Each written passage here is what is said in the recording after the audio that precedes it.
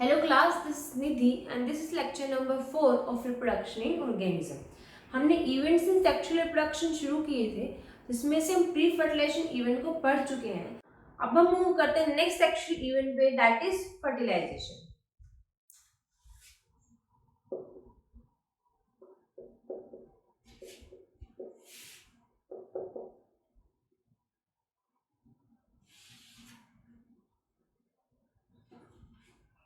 Fertilisation क्या होती है? The fusion of male and female gamete to form zygote is termed as fertilisation. कि male gamete and female gamete का fuse कर जाना जाइगोट बनाने के लिए, उसको हम क्या कहते हैं? फर्टिलाइजेशन.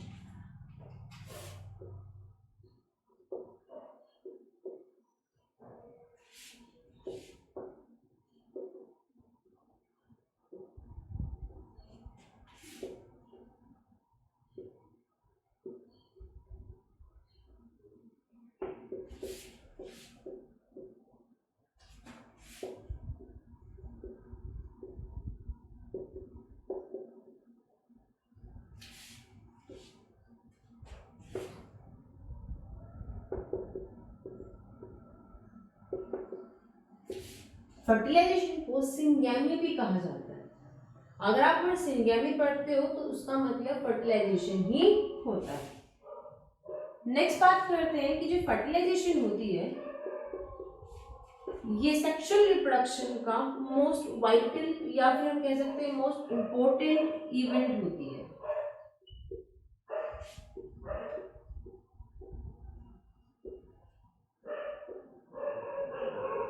और वाइटल क्यों कहा गया है इसे? क्योंकि सोचो किसी ऑर्गेनिज्म के अंदर गैमेट फ्यूज ही ना करें, मतलब फर्टिलाइजेशन ही ना हो तो जाइगोट भी नहीं बनेगा, एंड जाइगोट नहीं बन रहा है तो ऑफस्प्रिंग भी प्रोड्यूस नहीं होगा. कोई भी ऑर्गेनिज्म सेक्सुअली प्रोड्यूस क्यों कर रहा है? ऑफस्प्रिंग बनाने के लिए ना. अगर ऑफस्प्रिंग ही नहीं बनेगा तो जो सेक्सुअल रिप्रोडक्शन है वो भी कोई काम की नहीं रह जाती है. तो इसका मतलब जो फर्टिलाइजेशन है ये सेक्सुअल रिप्रोडक्शन का मोस्ट वाइटल इवेंट होता है. अब कुछ ऑर्गेनिज्म जैसे हनी बी, टर्की जो एक बर्ड होता है, ये फर्टिलाइजेशन शो ही नहीं करता है. ठीक है, मतलब इनके अंदर fusion of male and female gamete होती ही नहीं है. अब fusion of male and female gamete नहीं होगी तो इसका मतलब ये नहीं है कि उनकी नेक्स्ट जनरेशन नहीं आएगी.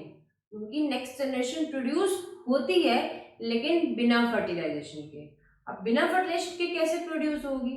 जो फीमेल गैमेट इनके अंदर बनता है वही फीमेल गैमेट डेवलपमेंट शो करता है एंड क्या करता है? यंग वंस को प्रोड्यूस कर लेता है. अब फर्टिलाइजेशन तो fusion of male and female gamete होती है, यहाँ तो फ्यूजन हो ही नहीं रही है तो इसको हम फर्टिलाइजेशन तो नहीं कह सकते. तो इसको हम टर्म करते हैं parthenocarpy, that is formation of young ones without fertilisation. Parthenocarpy सिर्फ एनिमल्स के अंदर नहीं, प्लांट्स के अंदर भी एग्जिबिट होती है. एंड कैसे एग्जिबिट होती है, कैसे फीमेल गैमेट डेवलप करके यंग वंस को प्रोड्यूस करता है, वो हम आगे फर्दर चैप्टर्स के अंदर पढ़ेंगे. तो क्या बताया मैंने आपको parthenocarpy?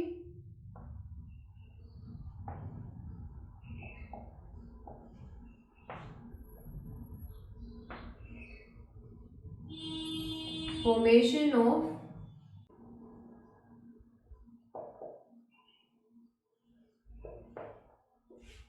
Without fertilisation.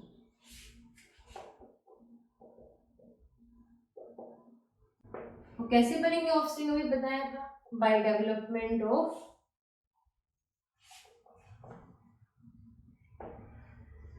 Female gamete.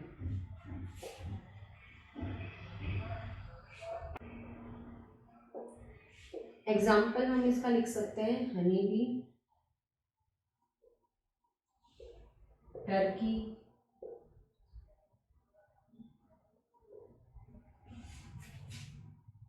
Rotifers,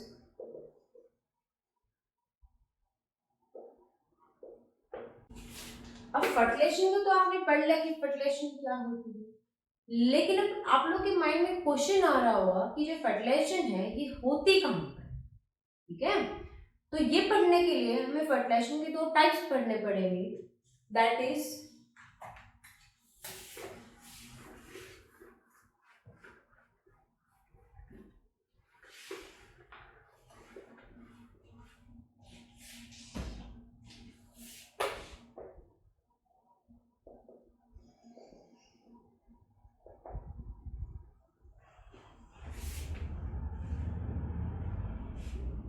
external fertilization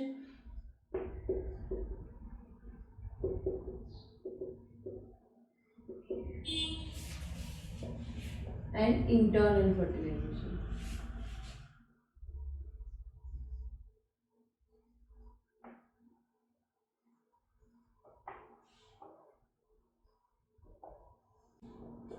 अब कुछ ऑर्गेनिज्म जैसे फिश है या एल्गी है, इनके अंदर क्या होता है, ये जो गैमेट्स है ये वाटर के अंदर रिलीज होते हैं। मेल भी अपने गैमेट्स को वाटर में रिलीज करता है, फीमेल भी अपने गैमेट्स को वाटर में रिलीज करती है। अब गैमेट्स वाटर में आए हैं, इसका मतलब फर्टिलाइजेशन भी कहाँ हो रही होगी, वाटर में हो रही होगी। तो जो फर्टिलाइजेशन बॉडी के बाहर होती है किसी भी एक्सटर्नल मीडियम में, उस फर्टिलाइजेशन को हम कहते हैं एक्सटर्नल फर्टिलाइजेशन। तो क्या होता है external fertilisation? The fertilisation which occurs outside the body.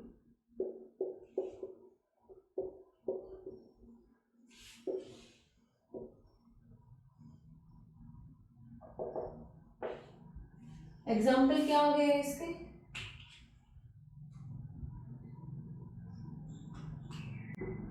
Most of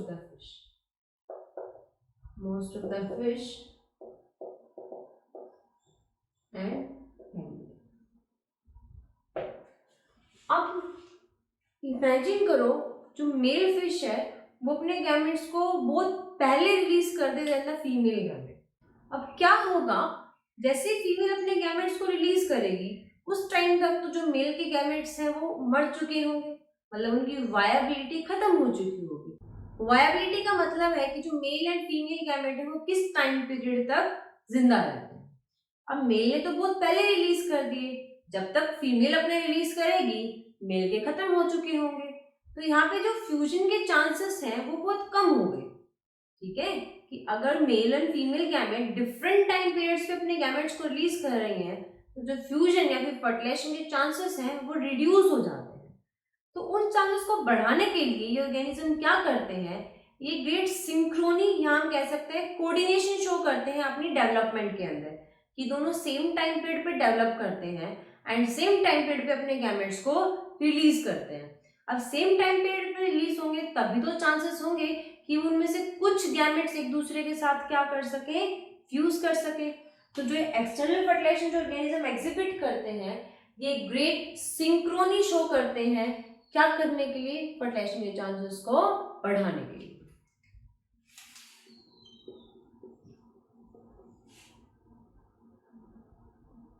The organism exhibit great synchrony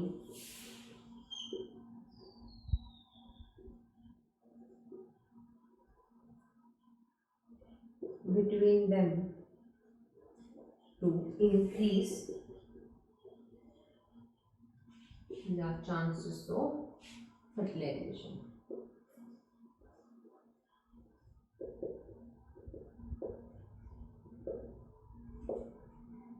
अब सिंक्रोनी तो शो कर दी, लेकिन एक और चीज इमेजिन करना कि मेल ने भी एक गैमेट को रिलीज किया, फीमेल ने भी एक ही गैमेट को रिलीज किया। सो देयर आर चांसेस कि वो वाटर के अंदर किसी दूसरे डायरेक्शन में चले जाए, तो अगेन उनके बीच में जो फर्टिलाइजेशन होने के चांसेस थे वो बहुत कम हो गए हैं। तो अगेन इन चांसेस को बढ़ाने के लिए जो ऑर्गेनिज्म एक्सटर्नल फर्टिलाइजेशन में एग्जिबिट करते हैं ये बहुत large number of gametes produce करते हैं। फीमेल भी large number of gametes produce करती है एंड मेल भी लार्ज नंबर ऑफ गैमेट्स को प्रोड्यूस करता है। क्लियर है? अब जो large number of gametes in organism ने प्रोड्यूस किए ये क्या हो गए, वेस्ट हो गए, क्योंकि इनमें से सिर्फ कुछ ही क्या कर पाएंगे, फ्यूज कर पाएंगे, फर्टिलाइजेशन शो कर पाएंगे, बाकी सभी तो वेस्ट हो गए। तो ये इसकी एक डिसएडवांटेज बन जाती है कि जो ऑर्गेनिज्म एक्सटर्नल फर्टिलाइजेशन को शो कर रहा है, मतलब लार्ज नंबर ऑफ गैमेट्स को प्रोड्यूस कर रहा है, उनके अंदर गैमेट्स की वेस्टेज हो रही है। ठीक है, तो क्या डिसएडवांटेज बने एक्सटर्नल फर्टिलाइजेशन की?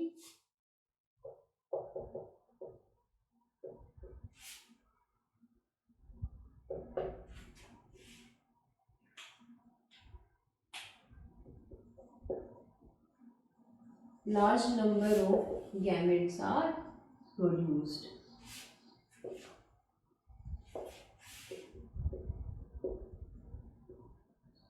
That is, there is wastage of gamete.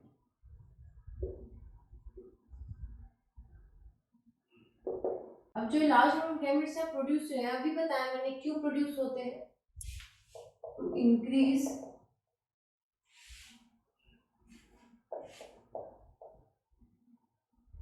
the chances of fertilization.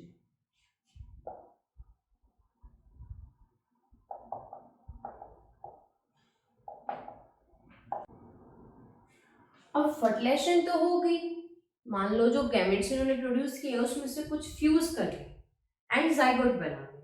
अब जो जाइगोट की डेवलपमेंट है वो भी तो बाहर ही हो रही है, मतलब जब तक वो जाइगोट एडल्ट में कन्वर्ट नहीं हो जाता तो देयर आर चांसेस कि कोई ऑर्गेनिज्म आए या कोई प्रीडेटर आए एंड उस जाइगोट को खा जाए। तो इसका मतलब जो जाइगोट है वो बहुत वनरेबल होता है किससे, प्रीडेटर से, मतलब उसके जो चांसेस ऑफ सर्वाइवल है वो बहुत कम होते हैं। तो ये इसकी नेक्स्ट डिसएडवांटेज बन जाती है कि the chances of survival of zygote are very less.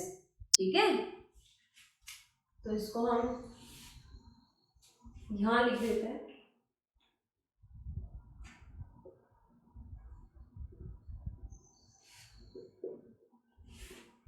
the chances of zygote survival are very less.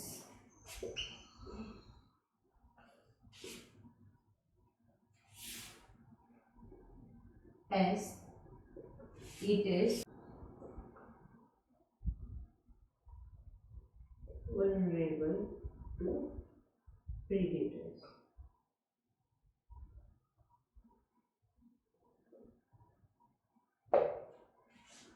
अब जो फिश है जो पाइसिस ग्रुप से बिलोंग करती है एंड एल्गे जो थैलोफाइटा से बिलोंग करता है, इनके अंदर तो एक्सटर्नल फर्टिलाइजेशन एग्जिबिट होगी, जब थैलोफाइटा एंड पाइसिस ने तो एक्सटर्नल फर्टिलाइजेशन एग्जिबिट कर दी।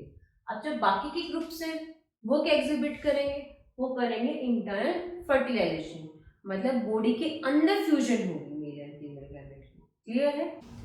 अब क्या बताया मैंने, इंटरनल फर्टिलाइजेशन प्लांट्स के अंदर तो bryophytes,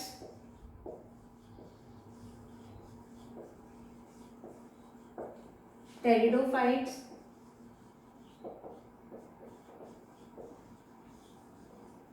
and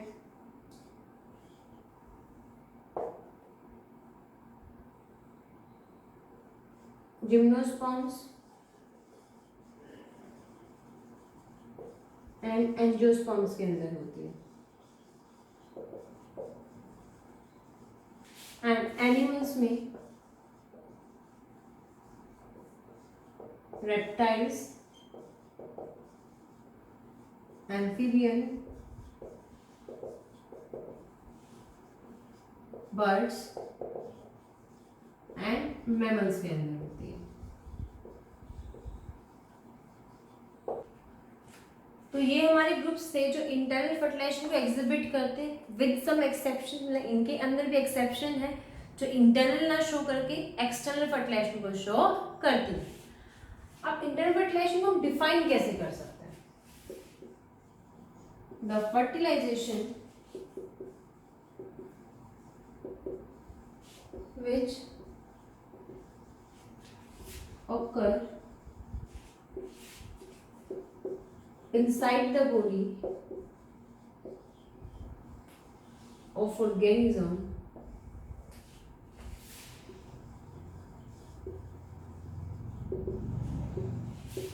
is called internal fertilization.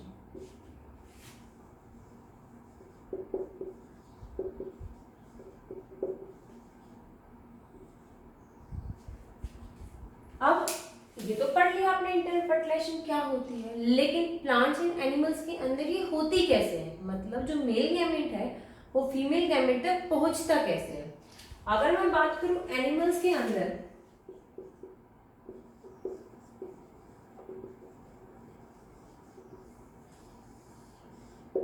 तो एनिमल्स के अंदर जो मेल गैमेट होता है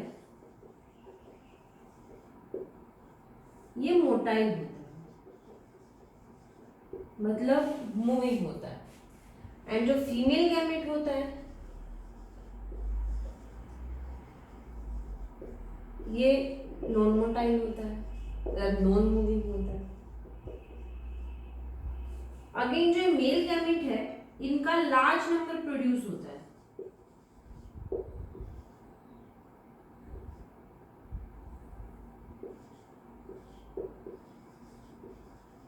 male gamete are produce.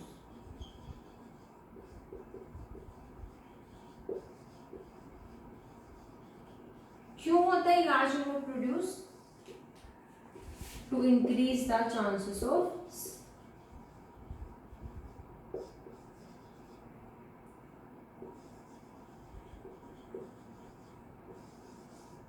Fertilisation.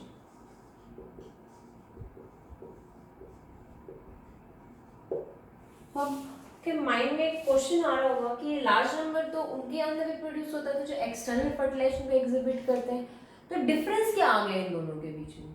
ठीक है, यहाँ पे माना कि जो मेल गैमेट है ये लार्ज नंबर में प्रोड्यूस हुए हैं, लेकिन यहाँ पे जो फीमेल गैमेट है इनका नंबर यहाँ पे रिड्यूस हो जाता है एंड ये फ्यू इन नंबर प्रोड्यूस होते हैं, प्रोड्यूस्ड फ्यू इन नंबर। अब इस चीज ने जो external fertilisation first shortcoming थी उसको ओवरकम कर लिया कि उसके अंदर गैमेट्स की वेस्टेज हो रही थी, क्योंकि वहां पे जो मेल एंड फीमेल गैमेट है दोनों लार्ज नंबर में प्रोड्यूस हो रहे थे, लेकिन यहाँ पे ओनली मेल लार्ज नंबर में प्रोड्यूस हो रहा है एंड फीमेल बहुत कम नंबर में प्रोड्यूस हो रही है, तो जो गैमेट की वेस्टेज है कंपैरेटिवली वो कम होती है। अब यहाँ पे जो मेल गैमेट है क्या है, मोटाइल। अब ये मेल गैमेट बाय इटसेल्फ किसको अप्रोच कर जाएगा, फीमेल गैमेट को अप्रोच कर जाएगा। ठीक है, मेल गैमेट बाय इटसेल्फ किसको अप्रोच कर जाएगा, फीमेल गैमेट को अप्रोच कर जाएगा। जैसे मैं बात करूं ह्यूमंस के अंदर जो स्पर्म होते हैं वो मोटाइल होते हैं एंड वो मूव करके किस तक पहुंचते हैं, फीमेल गैमेट तक पहुंचते हैं, कि जैसे वो फीमेल ट्रैक में रिलीज हुए हैं वो अपने आप मूव करते हैं एंड जहां पे भी एग फैलोपियन ट्यूब में होता है वो उसको अप्रोच कर जाते हैं। ठीक है, एंड जो स्पर्म है वो थाउजेंड्स या मिलियंस in नंबर में प्रोड्यूस होता है एंड फीमेल गैमेट 1 मंथ में सिंगल प्रोड्यूस होता है, तो यहाँ पे जो फीमेल गैमेट का नंबर है वो रिड्यूस हो गया है। अब एनिमल्स के अंदर तो मेल गैमेट मोटाइल है तो फीमेल गैमेट तक पहुंच गया, प्लांट्स के अंदर कैसे पहुंचेगा?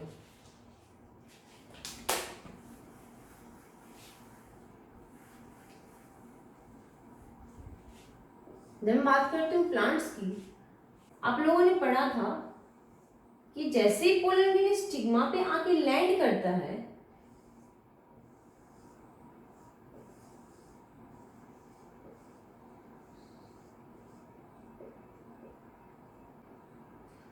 अब अगर ये इसी स्पीशीज का हुआ, मतलब इसी प्लांट के स्पीशीज का हुआ, तो इससे क्या बन जाती है, पोलन ट्यूब बन जाती है जो ग्रो करती है एंड किसको अप्रोच कर जाती है, ओव्यूल को अप्रोच कर जाती है।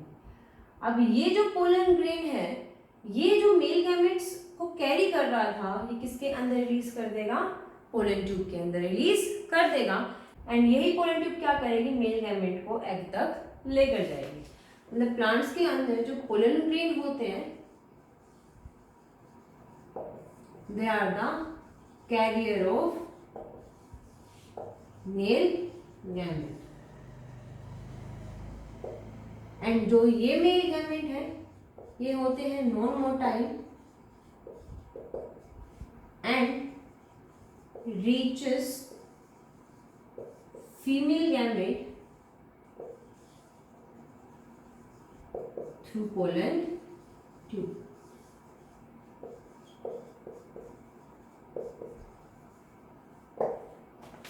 This is pollen tube.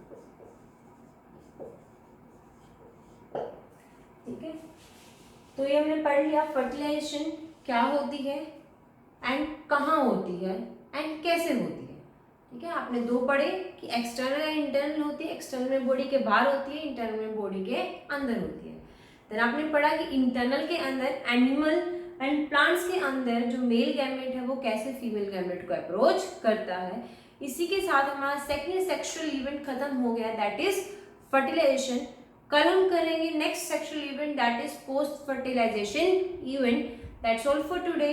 Please don't forget to subscribe and hit the bell.